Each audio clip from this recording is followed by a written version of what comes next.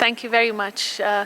Good afternoon, everybody. I'm battling with the end of the day for those who are fasting, so I will try and make it as gentle as possible, as gentle as death can ever be as a conversation.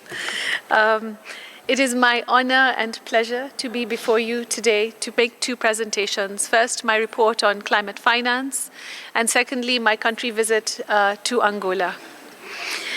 Excellencies, distinguished delegates, representatives of civil society, UN entities, agencies, and participants, ladies and gentlemen.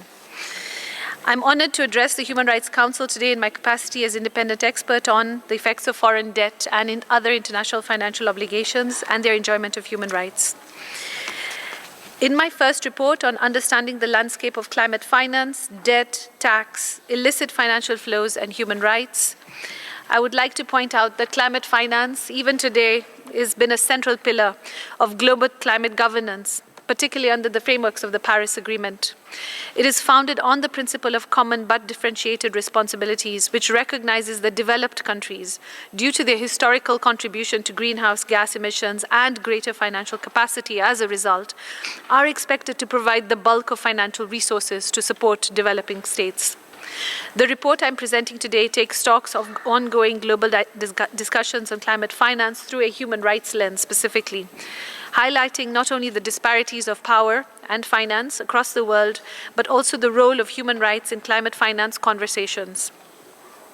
Last year marked a historical moment in negotiations to set the climate finance goals and pathways, and I had the privilege to actually attend the COP in Dubai and make submissions both then and later to the COP in Baku. What I have seen is that while 9 million annually is going to be required for climate mitigation and adaptation, commitments remain insufficient. This is not new information for anybody in this room. In 2020, only 83 billion of the promised 100 billion per year was mobilized for climate action, and in 2024, the net value of 300 billion was made at COP and is just in actuality 175 billion. So the figures that you hear are not even the figures that land on the ground. And this is something we really need to reflect on. I've heard conversations about pledges not honored. I'm sorry to say I've heard words like hypocrisy, I've heard words like racism, I've heard words like discrimination in these conversations around financing. And I think it's really important for us to reflect on why member states are speaking in these kinds of terms with each other. Climate finance is not just a tool for addressing climate change, but is also an essential component for fulfilling international human rights obligations. It helps to support vulnerable populations and provides resources for implementing solutions that can alleviate the effects of climate change, such as, and these are continuing to be exacerbated around the world, rising sea levels, extreme weather changes, effects on food and growth patterns and agricultural patterns resulting in increased famine and shortages, but also droughts without any water.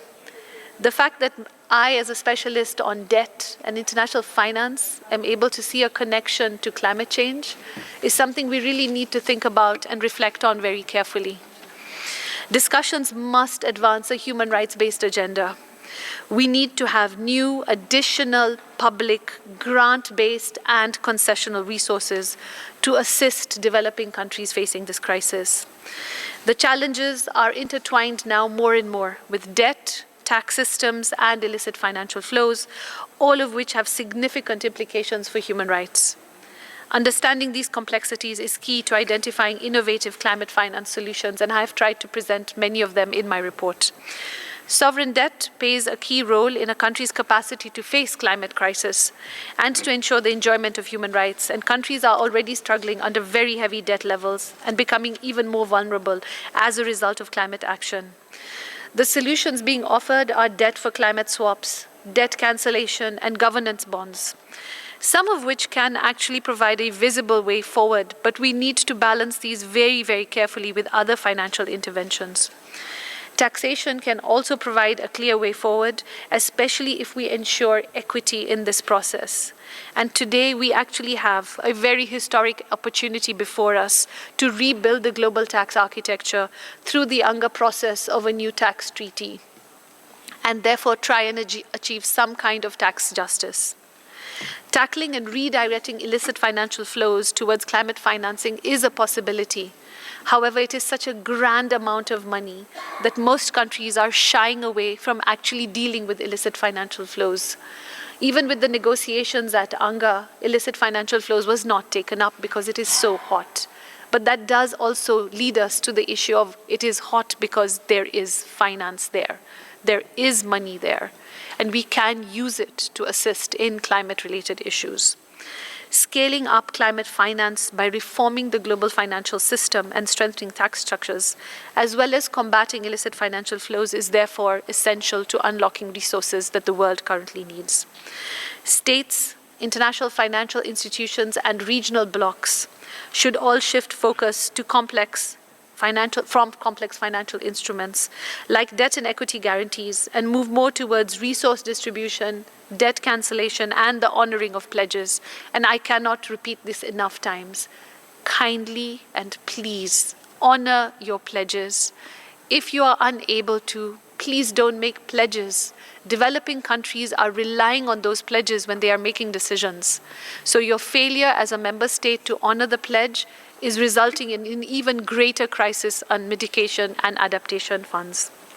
The international community must integrate human rights and climate justice through a systemic approach that recognizes the interconnection between human rights and the protection and establishes regulatory frameworks. Excellencies, Chair. I would like now to turn to my country visit on Angola. I have to say that I was deeply moved by the outpouring of support that the government of Angola provided to me. We had an extremely rocky beginning, and the Angolan government and the people of Angola actually came out and really made sure that the visit was not just completed, but completed successfully, to which I am most grateful.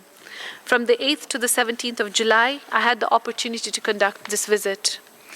The three main objectives of the visit were to assess, firstly, progressive realization of human rights with a focus on children and sustainable development. Secondly, the impact on public debt, structural adjustment, fiscal consolidation, and other economic reform policies with a link to the realization of human rights. And thirdly, illicit financial flows and their impact on human rights. Angola is the third largest economy in sub-Saharan Africa and is ranked as a lower middle income country with, at 2022, a GDP of $106 billion. The country is amongst Africa's top 3 oil producers, has natural gas, and is the second largest diamond producer in the world. Subsistence agriculture, however, remains the primary livelihood for most of Angolans, and this is very odd if you hear the data on resources. In Angola, as in other post-conflict states, the economy remains heavily cash-dependent, and although efforts have been made over the past 5 years to formalize the financial system and improve macroeconomic management as well as enhance the public sector, I noticed, unfortunately, that the private sector that involved in banking has not been very supportive of the government's activities. Reforms have strengthened stability with a more flexible exchange rate regime, as well as autonomy for the National Bank of Angola, and developing monetary policies as well as elements of fiscal consolidation were noted. I commend Angola's participation in the Stolen Assets Recovery Initiative led by UNODC and the World Bank, and they have managed to now return $64 million from Switzerland for the Anglogate case. I hope that Switzerland, as well as Angola, as well as other member states, will continue to support the return of stolen assets, as I had set out in my guidelines on the repatriation of state assets last year.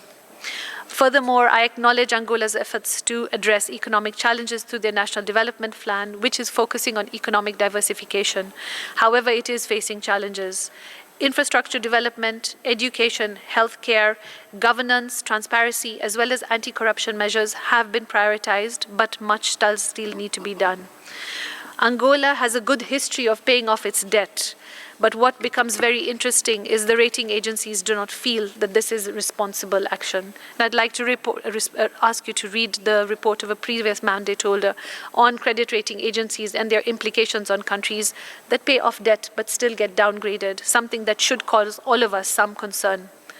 Combating power and hunger remains a pressing need, particularly for the most vulnerable. And I was dismayed, I have to say dismayed, to see the lack of protection of children. There is a need to seriously enforce laws on child labor.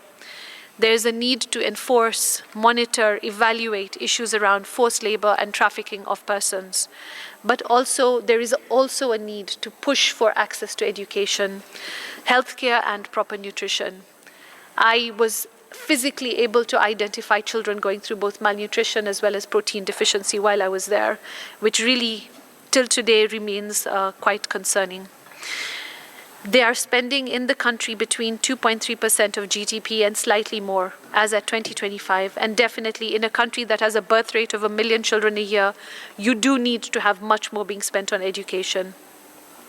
My recommendations emphasize the need to support the creation of a global fiscal architecture to ensure that the state is able to commit to tackling illicit financial flows, because part of the problem is not just Angola may not be able to do things, but the fact is that illicit financial flows requires a commitment of all member states in the world to ensure that we are successful in returning these assets as quickly as possible.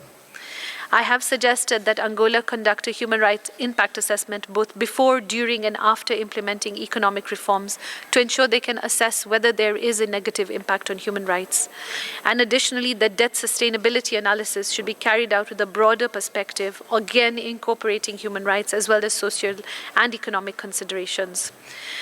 Angola does need to continue to work towards economic diversification with sustainability in mind, particularly by addressing the needs of the youth and vulnerable populations. Finally, international financial institutions, international development assistance actors, and foreign lenders should prioritize the realization of both economic, social, and cultural rights as well as civil and political rights when engaging in development cooperation and lending. Member states should support the establishment of an international fiscal authority, and I would like to encourage Angola to take lead in this, in order that there can be a regulation of private bonds, public debt holders, credit rating agencies, taxation, global dispute resolution, as well as debt management. I thank you very much for your time. There is one solution that I think is quite key. Angola has a history of salt, palm oil, and cassava. And I believe that it is a country that is poised to make itself food self-sustainable if it puts fiscal protections behind those three products as their agriculture base. I am very grateful for the visit to Angola, and I look forward to the feedback. Thank you, Chair.